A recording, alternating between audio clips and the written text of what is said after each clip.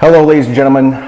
This is the AccountaBuddy podcast. I am here with Fran Volpe, co-founder of Why Not You Media. Fran, how you doing today? Doing well, man. Thank you for having me on today. Thank you. So, what I want to talk about on this podcast is we're going to go all over the place, but you're an entrepreneur, okay? You're a young entrepreneur, right? I'm sure you started very young. You're fit and you work out consistently from what I can see on the internet. And I want to pick your brain and see what goes through the mind of Fran Volpe. So first things first, how did you get started in entrepreneurship? Wow. So where did I get started with entrepreneurship? So my entrepreneurship journey, honestly, was one of those things where I kind of fell into it. Okay. It wasn't something, I think you hear this all the time. I know you love the topic of entrepreneurship. You and I have had that off-camera conversations a million times. But entrepreneurship, when growing up, wasn't like the cool thing. No. I don't even think entrepreneurship has kind of become like a buzzword. Right. And back then, I'm 28 now. So when I was in college, I at first always thought, I'm going to get into finance. I was like, I want to work on Wall Street. I want to be a stockbroker. I want to work, go into the city, wearing the suit, all this stuff. And then, I realized just kind of through self-awareness, having a boss might have not really been my route. Right. And, there wasn't anything at first that said, I enjoy, business, right. But I always had ideas. Growing up, I always had, oh, mom, what if I tried this? Or what if I did this? And I remember one of the first things I actually attempted at, because I guess, as a young kid, being 15, 16, 17 years old, you have a million ideas. But you don't know, you think, oh, I need money to start. Yep. And I came up with an idea of because I played football, I ended up playing college football. And I said, you know what, I can come up with waterproof gloves for football. Where instead of because when you play football and those who play, when it rains or it snows or any type of moisture, your hands get soaked, the gloves get soaked, and you can't grip anything.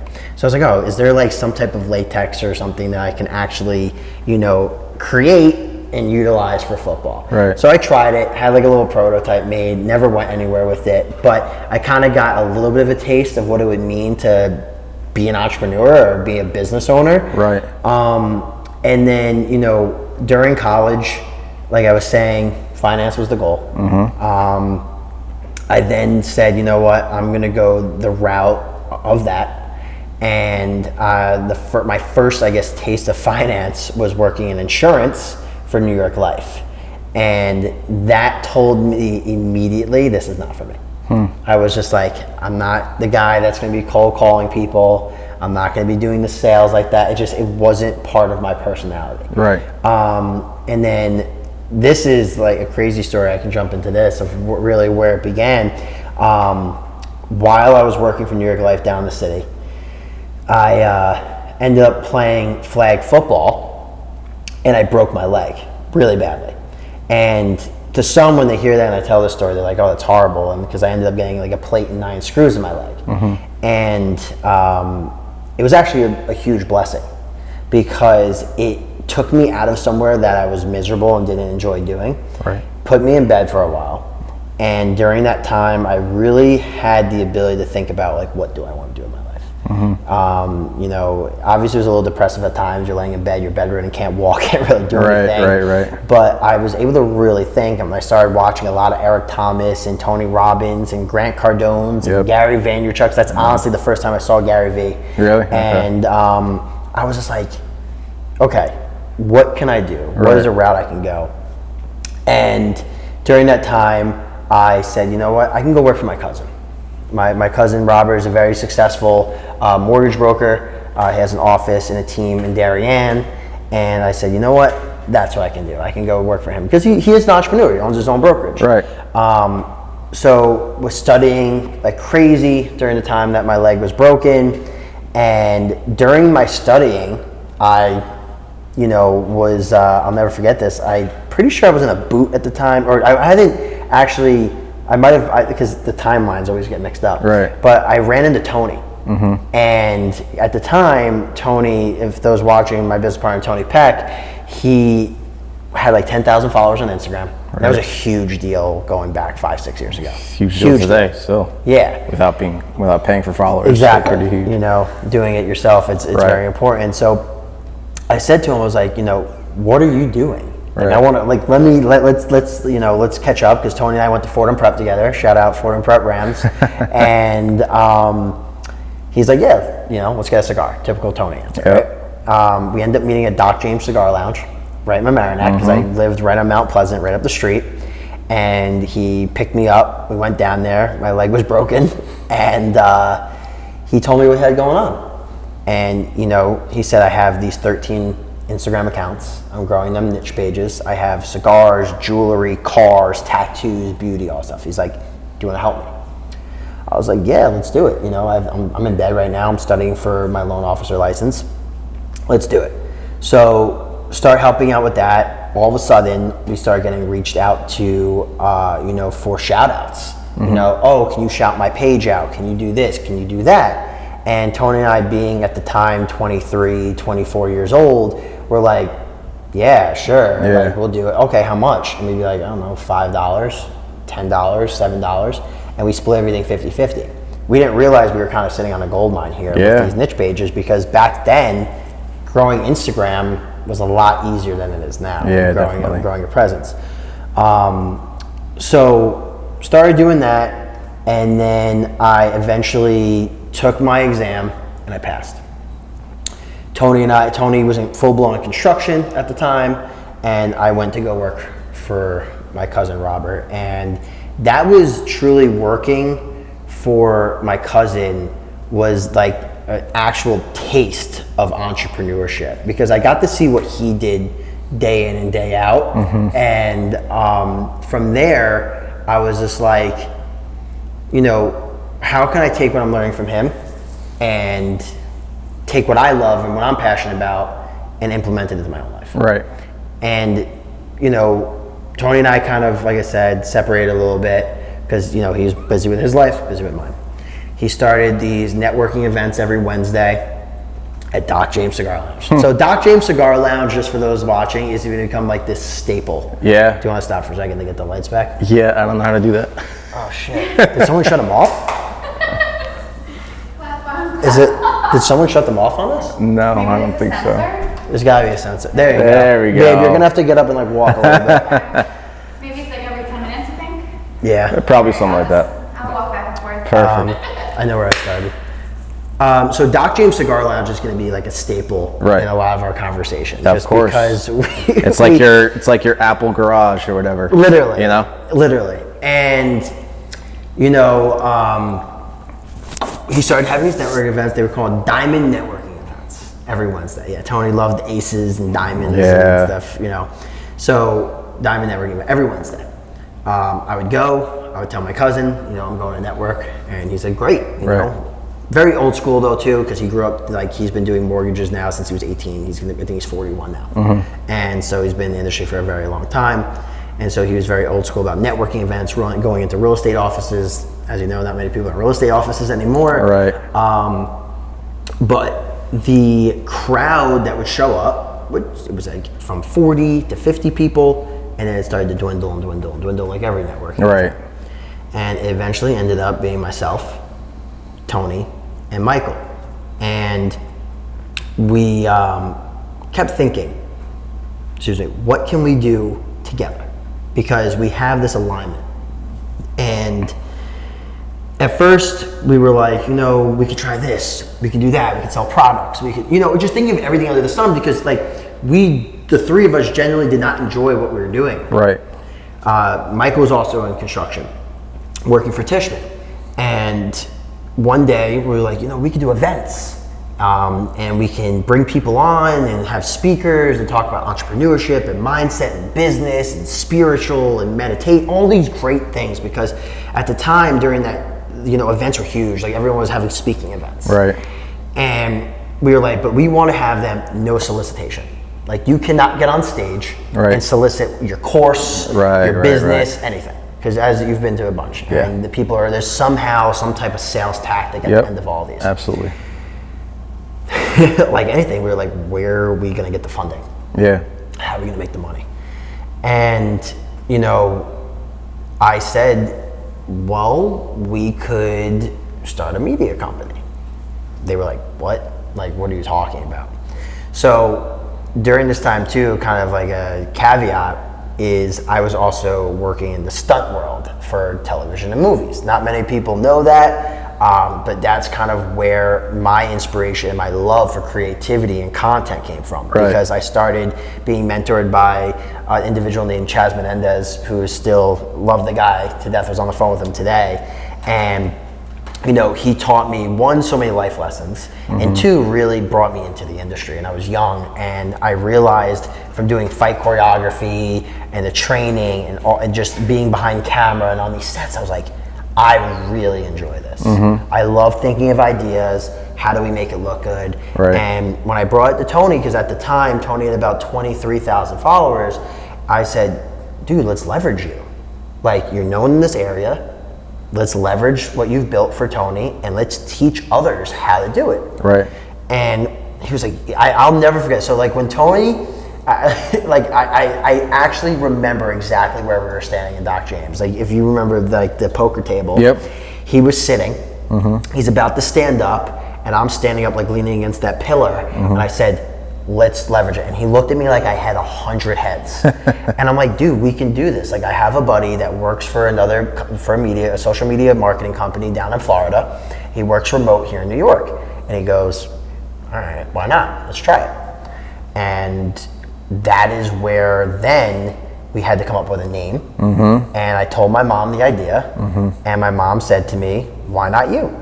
And I was just like, that's brilliant. Because my mom growing up always said to me, why not you? Why can't you be the next big thing?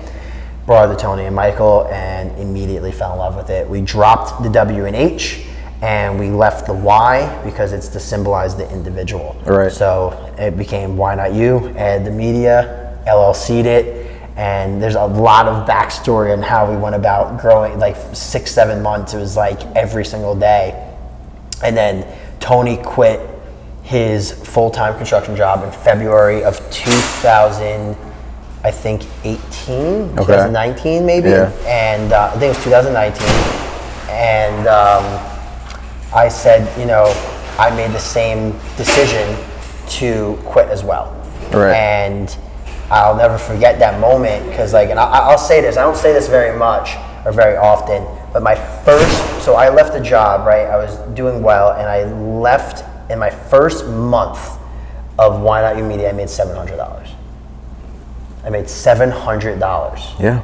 And I don't tell too many people that. I'm not someone, and my friends, I'm not one to talk about my finances. I don't like to. I think it's something that like your accountant should know, and your financial advisor, or maybe like 100%. Your parents if you're either in financial, you know, desperation. Right. But $700. That was my first deposit from Why Not You Media to my bank account, and I'll never forget when I got that and I said, I'm doing this.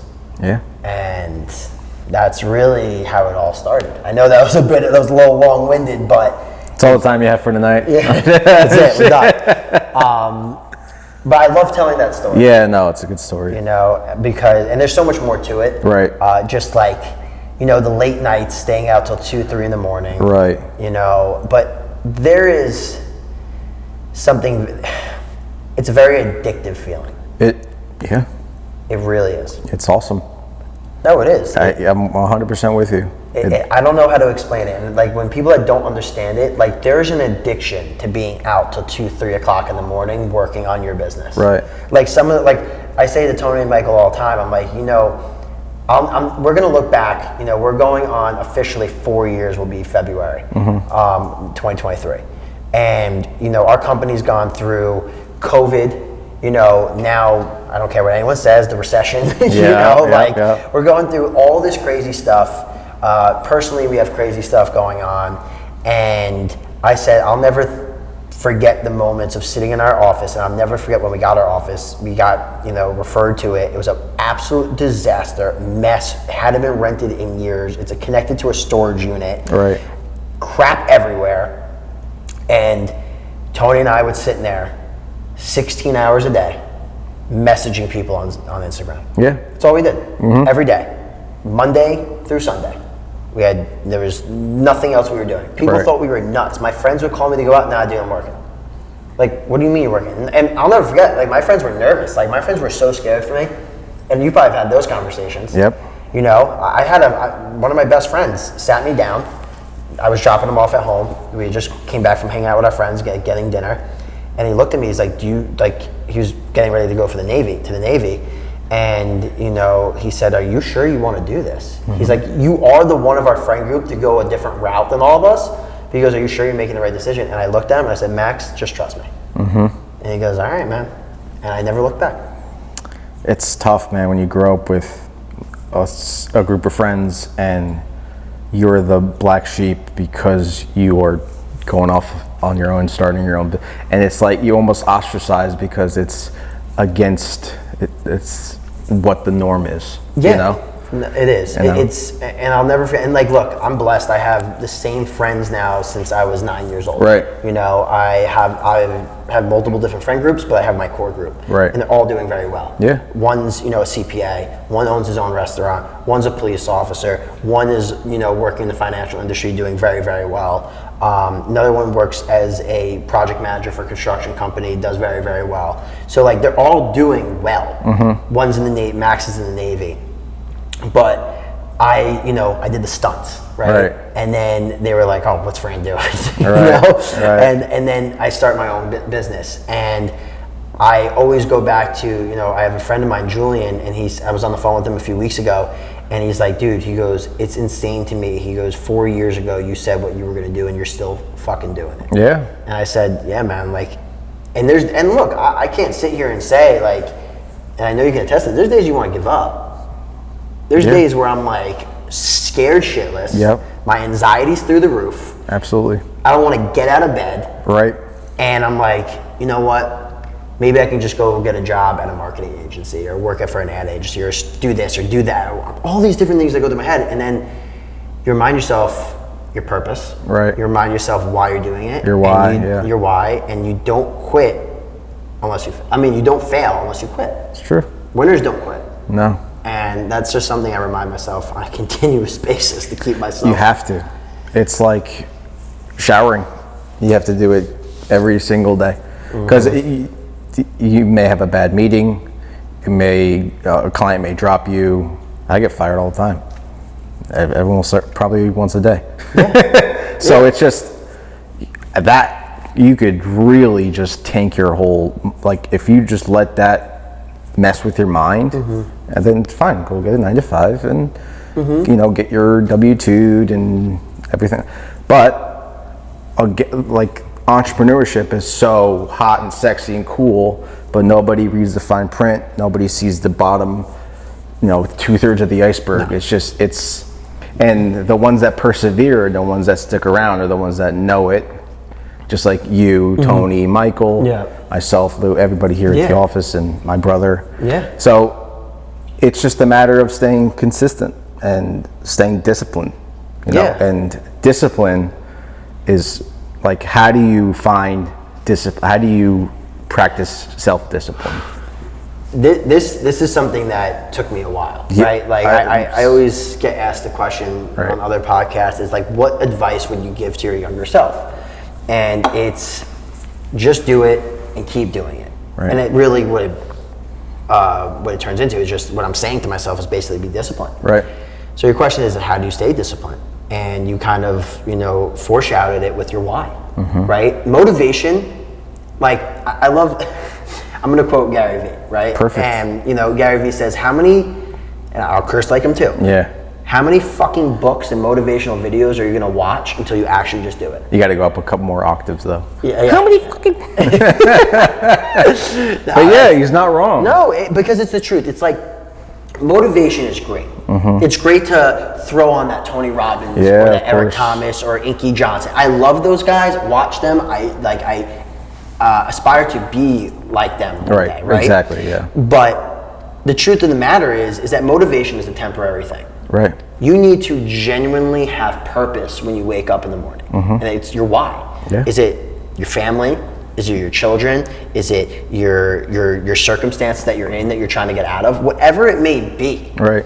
If you don't actually have a genuine why, you're gonna wake up I'm sorry, like the Lambo is not a purpose. No. Like the Ferrari, the big home, it's not a purpose. Right. That's just part of what can happen if your purpose is bigger than your motivation. Right. And those are like fruits of your labor. Yeah. Right? But at the same time, it's like if that's the only thing you're looking to, you become empty. And Yes. you become empty very quickly because you're just trying to fill voids with material items. But if you have a genuine purpose of providing for family, maybe retiring a parent, Right. that is what's going to wake you up when it's raining, when it's snowing, when you're depressed, or whatever it may be. Right. It's going to make you make that next call, send that next text message, or Post that next video. Exactly. And that's what I remind myself. Like I've gotten myself, addicted to this discipline of, I've started a new Instagram account in January. My old one, I just got sick of it. Long story short, it had, over 100,000 followers, but I just was like, I'm starting fresh. Right. And I told myself I'm going to post basically, there's some days I miss, every single day from January to now. I think I've posted, I can't unless I look, it's probably over 200 and something times on this new account. Posts or story? No, posts, like actual feed posts. Right. And, I post on there every day, I post on TikTok every day, and I post on YouTube Shorts every day. And I tell myself, and I do it every morning, because I wake up I'm woken up by my girlfriend every morning for the gym at 5:30 a.m. We work out, and then the first thing I'm doing when I walk back to my house is I gotta post. Right. I get it done. Right. And I tell myself, I'm gonna do this every single day because I'm going to be proof of concept. That when you're consistent at anything you do, good things happen. Yeah. And it just, and I'm not sitting here and saying you have to remind yourself of your purpose every single day. No, but on the shitty days you do. But on the shitty days you have to. Yeah. And there's, in entrepreneurship, I sometimes feel there's more shitty days than good days. 100%. Yes. There's like you said, getting yelled at by a client or being fired or whatever it may be. Right. There's, you have to find a silver lining. Yeah. They're not losses, they're lessons. That's very true. And the more lessons you have, the less losses you'll have. Yeah. Because you're going to consistently go through it. Okay, I fucked this up. I shouldn't do this again. Or, whatever business it is, right? And as an example, like for you guys, I mean, what would be a loss or a lesson? Man, we've had plenty. I've had my own personal ones within business. We've had them as a group, but we've had some where it's like how we've dealt with a client, how we've dealt with disappointment, how we've dealt with being fired, how we've dealt with just, some people can come at you and being combative. It's just like, how do you professionally deal with it? We've had 5-figure losses, in regards to money that we've invested. The way we look at it is like, that was a $35,000 loss or lesson. Sorry, right. It was a $35,000 lesson. Right. You learn from it. Yeah. Like if you sit like as an entrepreneur, and I take this back to playing football my entire life and being a defensive back. One of the biggest things that my coaches always said to me from a young age to when I was in college, as a DB, short-term memory. You have to have short-term memory. Yeah. You let up a big pass. Yeah. Forget about it. Next play. You miss a tackle. Next play. Right. You miss the ball or a catch or a fumble recovery or whatever it is. You have to move on. Right. I used to have on my phone. Moving forward is the only option. Yeah. If you dwell on entrepreneurship, imagine if we dwell. Call it quits. You wouldn't even get past the first hour. No, absolutely not. You would quit immediately, and that goes to this, and I truthfully have believed this, is that there's like some statistic that like the average, business lasts 3 years or something like that. I think that's, Something along Right. those lines. I think a lot of it has to do, obviously there might be financial reasons because you might have invested your money wrong, whatever. But I think for the small business owner, the entrepreneur that's just starting, I think a lot of it has to do with the mind. And I think that they hit that 3-year mark. And that 3-year mark, right, you're looking at first year, let's say you did 100,000. Second year you did, I don't know, 130,000. Third year you're at, okay, wow, I just did 134,000. Only did 4,000 more. But they mentally break. Yeah. They're like, I can't do this anymore. Yep. And when they quit, that was the moment they were that close to actually you breaking that rock, like Tony, or we always like to say, chipping at the rock. Right.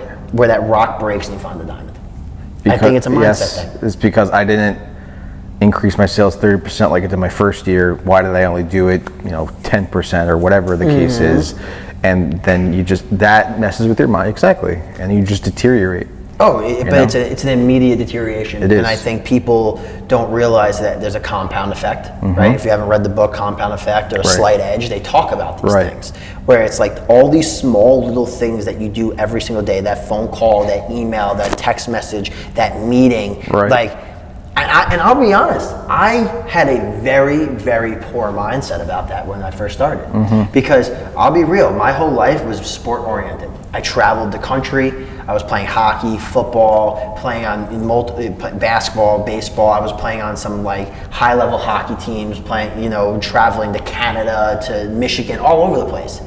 And so I never really got a taste of the working world, how a lot of where Michael and Tony have been working since young ages. Right. I didn't have that. Right. So when I first got into it, I was like, oh my gosh, Tony and I, for example, I'll never forget, we used to have our meetings in the city. And sometimes we'd have, I'm not even kidding, when we first started out, 7, 8 meetings lined up in a day. And we would start at 8 o'clock in the morning. We would drive down to New York City. From New York City, we'd go to Westchester. From Westchester, we're in Jersey, and we're back in the city. And I would if Tony was driving, I would legit take naps in between meetings because of how exhausted I was. And I'll never forget, for some reason, this story just always stands out. We were going down to the city. It was our last meeting of the day. It was I think 6:30 at night. And we had been in a bunch of meetings that day. And I said to Tony, I was just I looked at him, I was like, do we really have to go to this? I'm exhausted. I can't even if I have to talk about Instagram and social media one more time, I'm gonna just sit on the side of the highway. I can't do it anymore. He goes, let's just go. And I'll never forget the conversation we had driving down. It was, you never know who the person you're meeting might know. It's true. And we went down to that meeting, and the person was not interested in what we had to do. Wasn't a believer, which a lot of people are not in digital marketing at first, but he knew someone that would be. And because of that, we got introduced to an individual named Bo Dietl, and who was, he's been in The Wolf of Wall Street, a bunch of different movies. We got introduced to him, and it opened up our network. And all of a sudden, we're meeting people of high level, sitting in conference rooms with an individual that can legitimately call up Fat Joe on the phone. Yeah. Call up, Wendy Williams. Call up whoever he wants. And it's just that, view. I was just you know what? Every meeting and every phone call is important now. Right. Because you don't know. Yeah. Obviously, time is important. Yeah. You don't want to waste your time with people. 100%. But that's why, you have time block. Even that 15-minute phone call can lead to that person saying, I had such a great experience with this person on the phone. I'm going to refer them to this guy who I know will spend X amount of dollars. Right. So it's been a lot of trial and error. Yeah, 100%. But what does it boil down to? Daily tasks, right? I mean, just every single day chipping at the rock. But you have to do it every day. Yeah. No days off, okay, sure. But at least every single day you have to do something to work towards your goals. Yeah. Right? 100%. You have to do some type of action. Right. That's going to get you to where you want to go. Right. And it's talked about all the time. It's what are you doing? If you have a 8-hour work day, what are you doing hour 9 or 10? Right. Are you working extra on your business? Are you doing that? Even if it's creating an email signature.